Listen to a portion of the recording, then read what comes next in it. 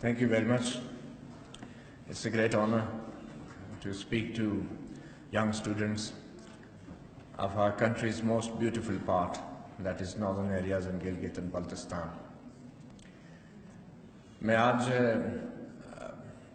अपनी स्पीच का आगाज़ जो है कुछ तज़ादात से करना चाहूँगा और सबसे पहले अपनी ज़ात के तज़ादात को सामने लाऊँगा, उसके बाद दूसरों के तज़ादात की बात करूँगा। मेरे दादा, उनका ताल्लुक पुलिस डिपार्टमेंट से, और पता नहीं आप इसे तज़ाद क्यों समझेंगे। मेरे वालिद साहब फौज के कर्नल रिटायर्ड। मेरी फैमिली में सुन्नी भी हैं, शिया भी हैं। हम 2 भाई सुन्नी हैं, 2 भाई शिया हैं। कन्वर्टेड।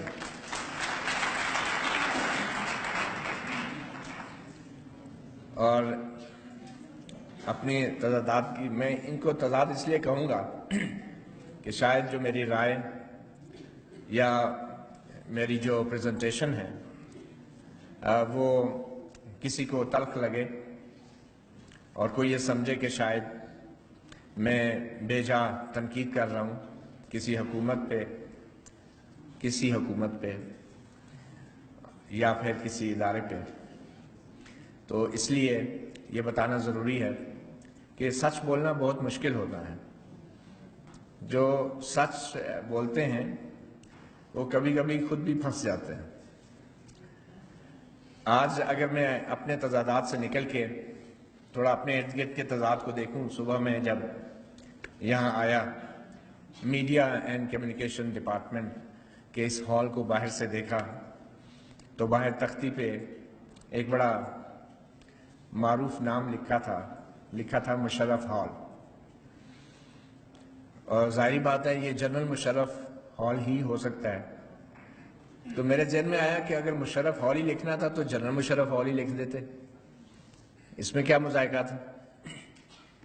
अंदर दाखिल हुआ तो सामने बाकी सदूर के साथ साथ जनरल मुशर्रफ साहब की भी तस्वीर देखी मुस्कराते हुए। और ये बड़े एजाज़ की बात है किसी तालीमी इदारे में और मीडिया और कम्युनिकेशन के डिपार्टमेंट में जनरल साहब के नाम पे हॉल रखा जाए और जनरल साहब की तस्वीर को दीवार पे आवेज़ा किया जाए।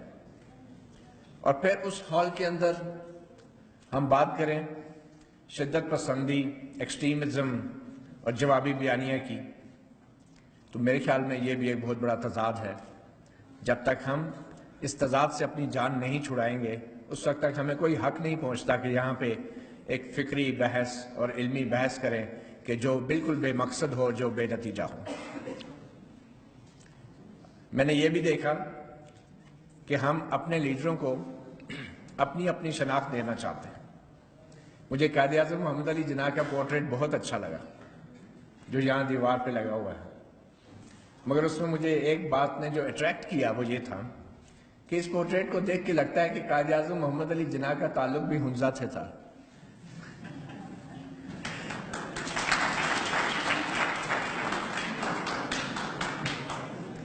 मैं इसलिए कह रहा हूं कि जितना खूबसूरत कायद-ए-आज़म मोहम्मद अली जिन्ना इस पोर्ट्रेट में नजर आ रहे हैं वो वहां पाकिस्तान के पोर्ट्रेट में इतने खूबसूरत नजर नहीं आ रहे।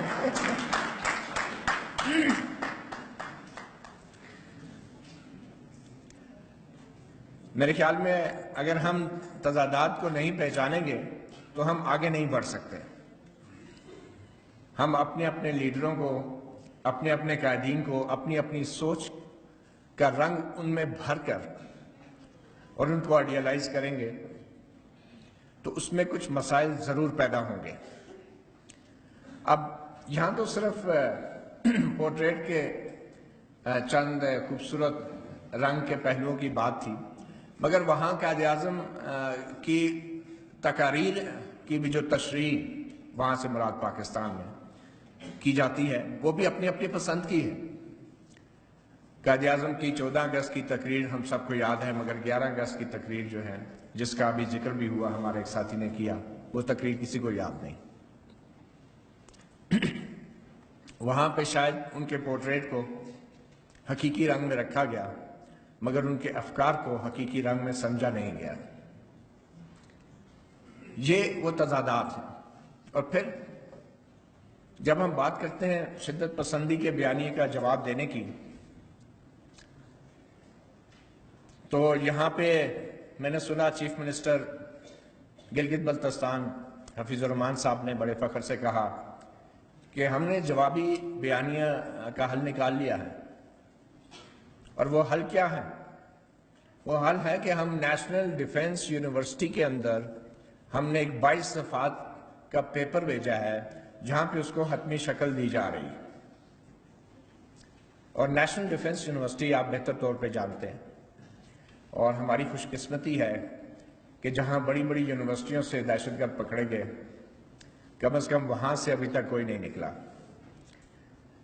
میں اس لیے یہ بات کہہ رہا ہوں کہ تعلیمی ادارہ ہے، یونیورسٹی ہے، اور یونیورسٹیز کے اندر تحریر و تحقیق کی آزادی ہوتی ہے، اور اگر تو یہ آزادی ہے تو اس طرح کے معاملات تو کسی ادارے میں بھی ہو سکتے ہیں۔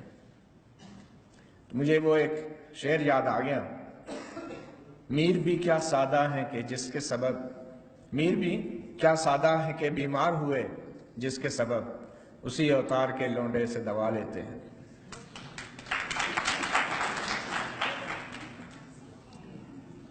ہم جب آج کی شدت پسندی کی بات کرتے ہیں تو ایک اور اپنے ذہن سے تضاد کو ختم کر دیں۔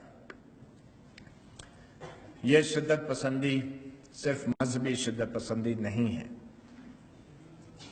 اور اس شدت پسندی کی جڑیں بھی مذہبی ہرگز نہیں۔ یہ شدت پسندی اس شدت پسندی کی وجہ سے ہے کہ جس کے استعمال کر کے اس ملک کے اقتدار پہ 70 سال سے قبضہ کیا جاتا رہا، اور پھر اس اقتدار کو تحفظ دینے کے لیے مذہبی شدت پسندوں کی ایک فوج کھڑی کی گئی۔ افتخار خان صاحب اسسٹنٹ پروفیسر نے بڑی اچھی باتیں کی اور کھل کے باتیں کی، دل سے انہوں نے اس چیز کو پوائنٹ آؤٹ کیا کہ یہ سارا ہمارا اپنا کیا دھرا ہے۔ اور اگر آج ہم بات کر رہے ہیں میڈیا کے رول کی کہ شدت پسندی کو کیسے ختم کیا جائے، تو ہمیں کسی غلط فہمی میں نہیں رہنا چاہیے۔ میڈیا کے رول نے صرف داڑھی والوں اور پگڑی والوں پہ کیمرے نہیں لگانے۔ اگر ہم نے اس ملک میں شدت پسندی ختم کرنی ہے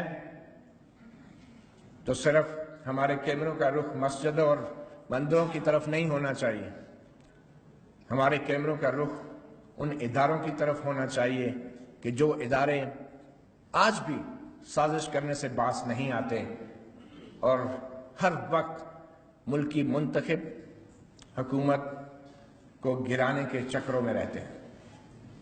وہ سیاسی شدت پسندی ختم ہوگی، صحیح معنوں میں جمہوریت آئے گی، ہمیں بولنے کی آزادی ہوگی، تنقید کی آزادی ہوگی، تو پھر وہ خلا پیدا نہیں ہوگا کہ جس کو بھرنے پر ہم مذہبی تنظیموں کو الزام دیتے ہیں۔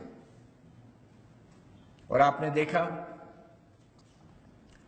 جنرل ضیاء الحق صرف ایک فوجی آمر نہیں تھا کہ جس نے مذہب کا بے دریغ استعمال کیا اپنے ذاتی اور سیاسی مفاد کے لیے۔ یہ بنیادی طور پہ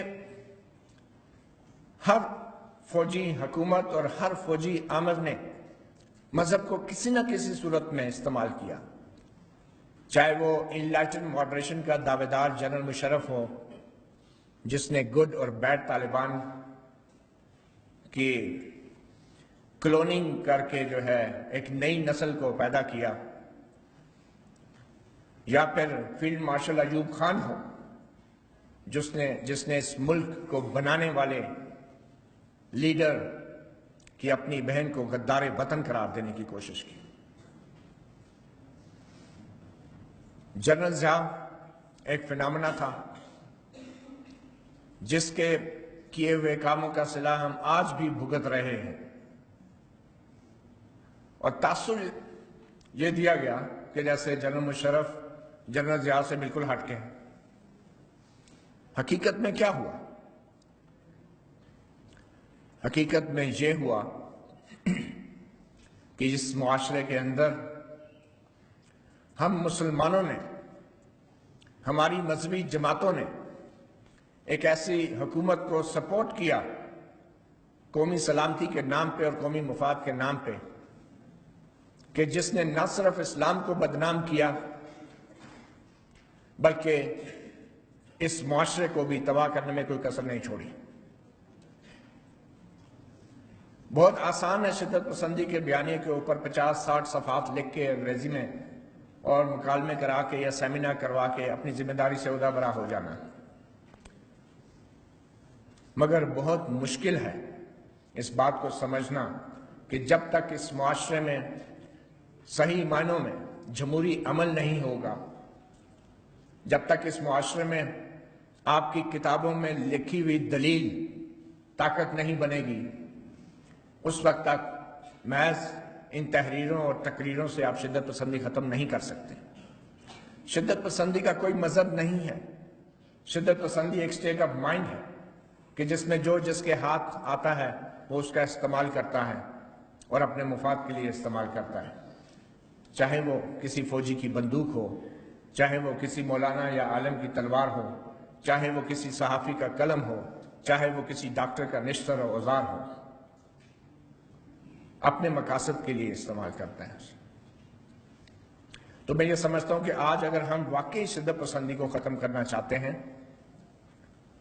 تو ہمیں سب سے پہلے جمہوری روایات اور جمہوری نظام اور سیاسی عمل کو مضبوط کرنا ہوگا، ورنہ بہت سے ایسے سیمینار جنرل مشرف کے دور میں بھی ہوئے، بہت سی تقریریں اور تحقیق ہوئی، اور افتخار خان صاحب نے ٹھیک بات کی کہ آپ نے اپنے تعلیمی اداروں میں اسٹوڈنٹس کو کالجز اور یونیورسٹی میں سیاسی نظریات کے اوپر بات کرنے کی اجازت نہیں دی، یونین بنانے کی اجازت نہیں دی، آزادی رائے اور تحقیق کی اجازت نہیں دی، اور آپ توقع کرتے ہیں کہ یونیورسٹی اور کالجوں میں شدت پسندی نہ ہو۔ I totally agree with professor Iftikhar صاحب۔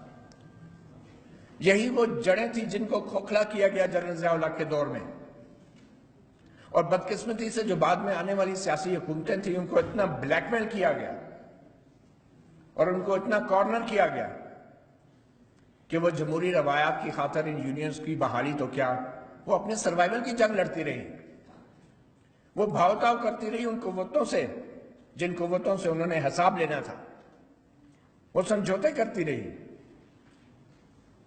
تو میں سمجھتا ہوں کہ صحافی کا بہت بڑا کردار ہوگا ایکسٹریمزم ختم کرنے کے لیے، مگر سب سے پہلے اس ایکسٹریمزم کو ختم کرنا ہوگا جو ریاست کرتی ہے، جو تشدد ریاست کرتی ہے،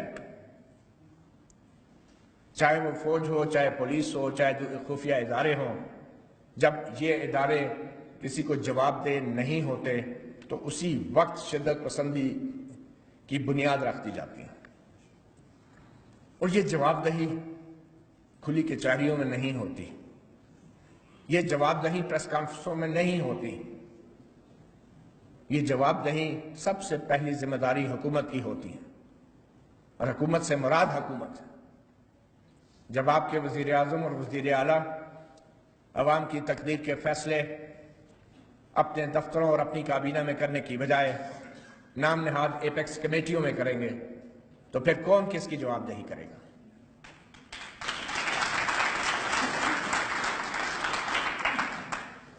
مجھے اچھی لگی حفیظ صاحب کی تقریر، انہوں نے بہت پس منظر بتایا اور بہت سے میرے سوالوں کا جواب بھی مجھے ملا، مگر مجھے برا لگا جب ہمارے وزیر اعلیٰ نے، ایک منتخب لیڈر نے کہا کہ بہت سے فیصلے تو اس لیے کر لیے جاتے ہیں، مشکل فیصلے بھی، کہ جب مجھے کوئی آ کے کہتا ہے تو میں کہتا ہوں یار وہ تو ایپیکس کمیٹی نے کیا۔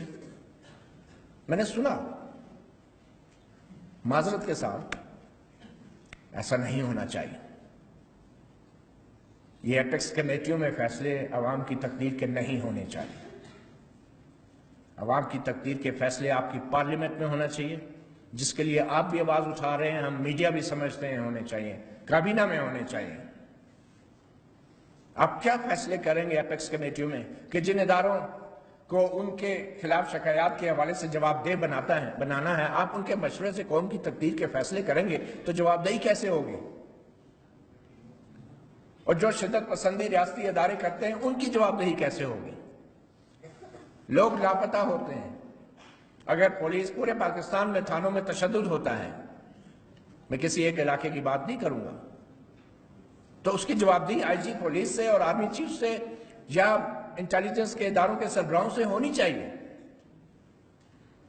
آپ اگر جب ان کو صوفوں پہ بٹھا کے، سائڈ پہ بٹھا کے، ایپیکس کمیٹیوں میں بٹھا کے مشورے سے فیصلے کریں گے اور لوگوں کو کہیں گے میں نے تو نہیں کیا، یہ تو ایپیکس کمیٹی نے کیا ہے، اب میں اس کو بدل تو نہیں سکتا، اور آپ مطمئن ہو جائیں گے کہ کیا قوم کے مفاد میں فیصلہ ہوا ہے، آپ کھڑے ہو جائیں، خدارہ کہیں، اگر آپ نے نہیں بھی کیا تو آپ کہیں، آپ عوام کے ووٹ کی توہین نہ کریں۔ میں معذرت سے میں الفاظ استعمال نہیں کرنا چاہتا، مگر جو عوام کا مینڈیٹ ہوتا ہے وہ کسی ایپیکس کمیٹی کا محتاج نہیں ہوتا۔ تو جب تک ہماری منتخب حکومتیں اپنے ٹانگوں پہ کھڑی نہیں ہوں گی اور جو فیصلے کریں ان فیصلوں پہ ڈٹ نہیں جائیں گی اور کسی کے سہارے یا کسی کے ووٹ لینے کی کوشش نہیں کریں گی، اس وقت تک یہ سب بیکار ہے، یہ سب بیکار ہیں، یہ سب تحقیق، یہ سب تحریر، یہ سب تقریر، یہ بیکار ہے۔ تو اس لیے میڈیا سے اگر آپ یہ توقع کرتے ہیں کہ ہم شدت پسندی پہ نظر رکھیں، اس کو کم کرنے میں مدد دیں، تو ہمارا کام بطور صحافی صرف مذہبی شدت پسندی کو روکنا نہیں، ہمارا کام بطور صحافی اس قلم کے ساتھ ریاستی تشدد کو بھی روکنا ہے، وہ اس شدت پسندی کو بھی روکنا ہے جو آئین اور قانون سے ماورا ہو کے شہریوں کو جس کا نشانہ بنایا جاتا ہے۔ ٹاپک سے تو یہی لگتا ہے کہ ہم صحافیوں نے ہی سب کچھ کرنا ہے، تو ٹھیک ہے، اگر آپ ایپیکس کمیٹیوں میں بیٹھ کے فیصلے کر سکتے ہیں تو آ جائے کریں، روز ہمارے پروگراموں میں بیٹھ کے اعلان کیا کریں، پھر ہمارے سے مشورے کر کے بھی کریں فیصلے۔ ہمارا کام بہت مشکل ہے، آپ یقین کریں بہت مشکل ہے، سچی بات پوچھیں تو آج بھی ہم پولیس کے مہمان ہیں یہاں پر۔ آئی جی صاحب معذرت کے ساتھ ایک لائٹر وین میں بات کر رہا ہوں، ہونا تو یہ چاہیے اصولی طور پہ کہ ہم مہمان ہوں یونیورسٹی کے، اور کم از کم تحریر اور تحقیق اور تقریر کے منبع کو کسی کا محتاج نہیں ہونا چاہیے ایسی محفلوں کے لیے۔ آپ کیسے کس نتیجے پہ پہنچ سکتے ہیں؟ کیا ہمارے تعلیمی ادارے اس قابل نہیں کہ وہ قوم کا جوابی بیانیہ تیار کر سکیں؟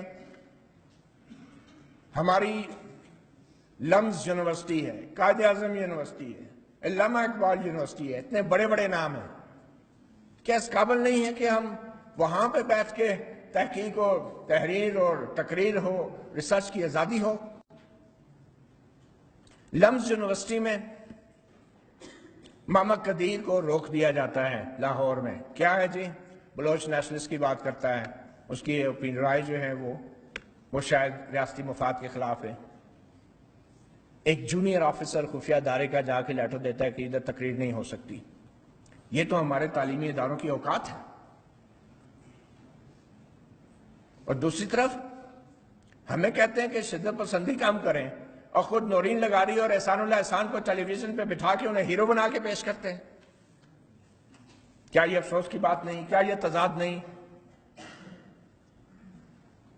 اگر ہم جھوٹ بولیں گے، اگر ہم معذرت کے ساتھ منافقت کریں گے تو پھر شدت پسندی ایسے ختم نہیں ہوتی ہے۔ ہر ادارے نے جو ہے اپنا کام پکڑا ہوا ہے۔ نیکٹا بنا ہوا ہے 2008 سے 2010 سے، جوابی بیانیہ این ڈی یو میں تیار ہو رہا ہے۔ نیکٹا کے چیئرمین کو میں انٹرویو کر رہا ہوں، غنی صاحب کو، ان سے پوچھا جی جوابی بیانیہ، انہوں نے کہا جی ہم نے ایک دستاویز بنا کے بھیجی ہے کابینہ میں، ایک دستاویز این ڈی یو میں بنی ہے پڑی ہوئی ہے، ایک دستاویز کابینہ میں بنی ہوئی ہے، ابھی شاہد خاقان عباسی صاحب کو ٹائم نہیں مل رہا، دستاویزیں ہی دستاویزیں ہیں۔ جس کا جو کام ہے وہ نہیں کیا جا رہا۔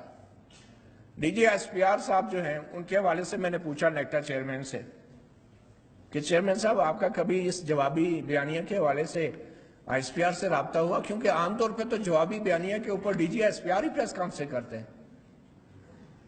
فوج کے جو ترجمان ہیں کہتے ہیں ہاں میرا آج تک رابطہ نہیں ہوا، مگر چونکہ اب آپ نے یہ سوال کیا تو اب میں ان سے رابطہ کروں گا۔ ادھر D G S P R صاحب پریس کانفرنس کرتے ہیں، کہتے ہیں جی ہم نے داعش کا جوابی بیانیہ تیار کر لیا ہے۔ داعش کا جوابی بیانیہ D G S P R نے تیار کیا ہے، اور ہمارے محترم افواج پاکستان کے سربراہ جنرل قمر جاوید باجوہ صاحب تقریر کرتے ہیں آڈیٹوریم میں جا کے، راولپنڈی ایس پی آر کے آڈیٹوریم میں، وہاں پہ آپ جتنے ہی نوجوان وہاں بیٹھے ہیں کہتے ہیں یہ ہماری سوشل میڈیا فورس ہے، یہ مقابلہ کرے گی۔ شدت پسندی کا مقابلہ کرنے کے لیے ہماری جو فوج کے ترجمان کا ڈپارٹمنٹ ہوتا تھا کسی زمانے میں، اب وہ کور بن چکی ہے۔ اب کس کی بیانیہ کا کون سے بیانیہ ہمیں بتایا جا رہا ہے؟ جو این ڈی یو میں جو پڑھا ہے، یا جو کابینہ میں پڑھا ہے، یا جو D G S P R بنا رہے ہیں، کتنے بیانیہ ہم تیار کریں گے؟ یہ تو ہمارے اداروں کی حالت ہے۔ اور آ کے کہتے ہیں جناب سارے صحافی اکٹھے ہو جائیں، ہم نے جو ہے وہ شدت پسندی کو ختم کرنا ہے۔ صحافی کیا کرے بیچارہ؟ صحافی تو یہاں پہ کھڑے ہو کے بات نہیں کر سکتے۔ ہم نے تو شاید واپس پہنچ بھی جائیں، لیکن یہ ہے کہ جو یہاں پہ لوکل صحافی ہیں انہوں نے تو ادھر ہی رہنا ہے، یا جو پنجاب میں یا لاہور میں، یا جو وہاں کے لوکل صحافی کبھی مقامی انتظامیہ کے سے متعلق اصولی موقف نہیں اپنا سکتا۔ اور آپ نے شبیر میر صاحب کا بین السطور باتیں سن لی ہیں، کتنا مشکل ہوتا ہے۔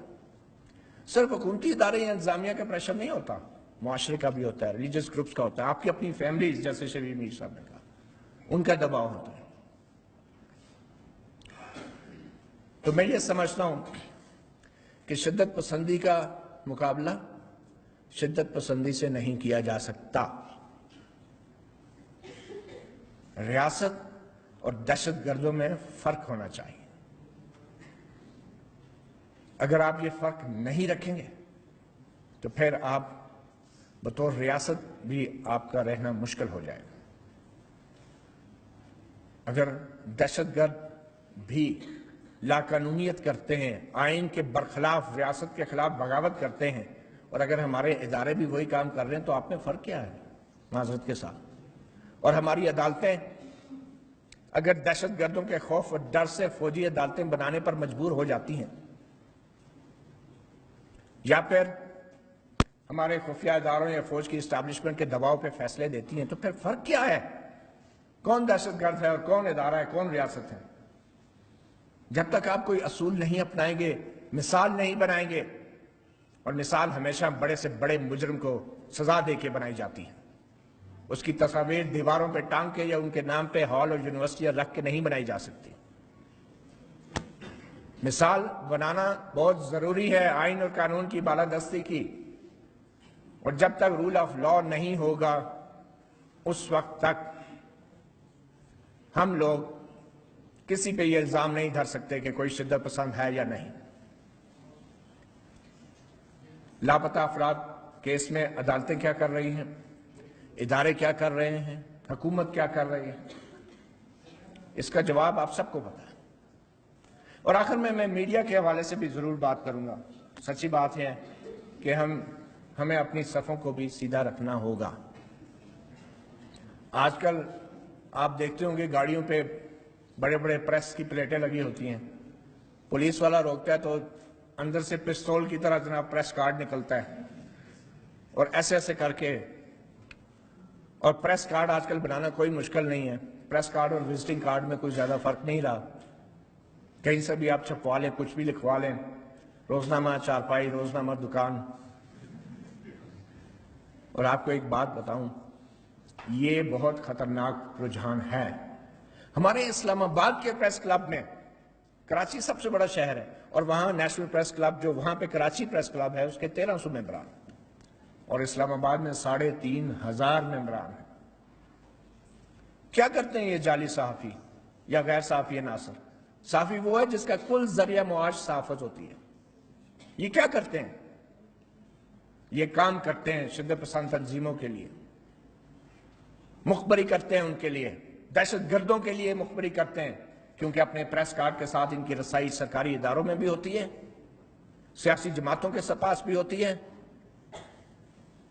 اور اس پریس کارڈ کے ساتھ نہ صرف دہشت گرد ان کا استعمال کرتے ہیں بلکہ معذرت کے ساتھ جو خفیہ ادارے ہیں ان کے لیے بھی کام کرتے ہیں یہ صحافی، اور اپنے ان صحافیوں کی جان کو خطرے میں ڈالتے ہیں کہ جو صرف اپنا کام کر رہے ہوتے ہیں، صحافت کر رہے ہوتے ہیں، مخبر ہوتے ہیں ان قوتوں کے جو صحافیوں کی اور سچ کی دشمن ہوتی ہیں۔ تو ہم صحافیوں کو بھی اپنے گریبان میں جھانکنا بہت ضروری ہے۔ میں نے ڈان کے چینل پہ اپنا گریبان کے نام سے پروگرام شروع کیا، 10 پروگرام چلے، سرکاری حج جن صحافیوں نے کیا تھا ان کے خلاف پروگرام کیا، سرکاری جنہوں نے رہائش گاہیں لی ہوئی تھی، بینیفٹس لیے تھے ان کے خلاف پروگرام کیا، انٹرویوز کیے، اسٹوڈیو میں بٹھا کے کیے، پروگرام بند ہو گیا، اور پھر اینڈ پہ میں نے جو اگلا پروگرام کیا وقت نیوز پہ آ کے، اس کا نام تھا اپنا گریبان نہیں، اپنا گریبان۔ ہم میں بھی بڑے مسائل ہیں، ہم میں بھی بڑی کمزوریاں ہیں، مگر صحافیوں کو کنٹرول کرنا بھی آتا ہے، چاہے آپ گلگت بلتستان کے وزیر اعلیٰ ہوں، چاہے پنجاب کے وزیر اعلیٰ۔ جب بات اشتہاروں کی آتی ہے تو اپنے جعلی اور ڈمی اخبارات بھی بنائے جاتے ہیں، بزنس بھی ہوتا ہے، کام بھی ڈالا جاتا ہے، پروپیگنڈا بھی کیا جاتا ہے، کرپشن بھی ہوتی ہے، اور جو عامل صحافی ہیں، جو جینوئن صحافی ہیں، ان کو دباؤ بھی ان پہ ڈالا جاتا ہے ان اشتہارات کا استعمال کر کے۔ اور یہ کام صرف گلگت بلتستان میں نہیں ہو رہا، پورے پاکستان میں ہوتا ہے۔ یہاں پہ تو شاید کھڑے ہو کے چیف منسٹر صاحب کہہ دیتے ہیں برملا، کیونکہ ادھر تو مسئلہ نہیں ہے، کہ میں نے کیبل والوں کو کہہ دیا کہ آج یہ سارا پروگرام چلائیں، آج جو یہاں پہ کنونشن ہو رہا ہے، تقریر ہو رہا ہے، میں نے میڈیا کو کہہ دیا ہے یہ لائیو نشر کریں۔ میرا نہیں خیال کہ یہ چیف منسٹر یا حکومت کا کام ہے کہ میڈیا کو بتائے کیا کرنا ہے یا کیا نہیں کرنا۔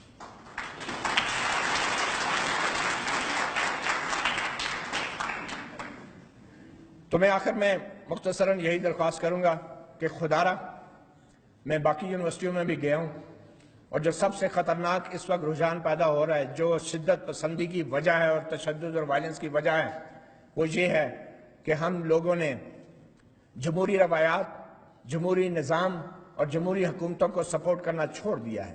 نئی نسل کا دماغ پروپیگنڈا کیا گیا ہے، ایک باقاعدہ پروپیگنڈا کے ذریعے، چاہے وہ سوشل میڈیا پہ داعش کی مقابلہ کرنے کی سوشل میڈیا ٹیم ہو یا کوئی بھی، پالیٹیشنز کو ایک باقاعدہ سازش کے تحت نشانہ بھی بنایا جاتا ہے، حکومتوں کو کمزور کیا جاتا ہے، اور کہا جاتا ہے کہ جمہوریت ناکام ہے، اور اس ملک میں صرف اور صرف جنرل مشرف اور جنرل ضیاء الحق جیسے جو ہے وہ لوگ کام کر سکتے ہیں یا اس ملک کو آگے لے کے جا سکتے ہیں۔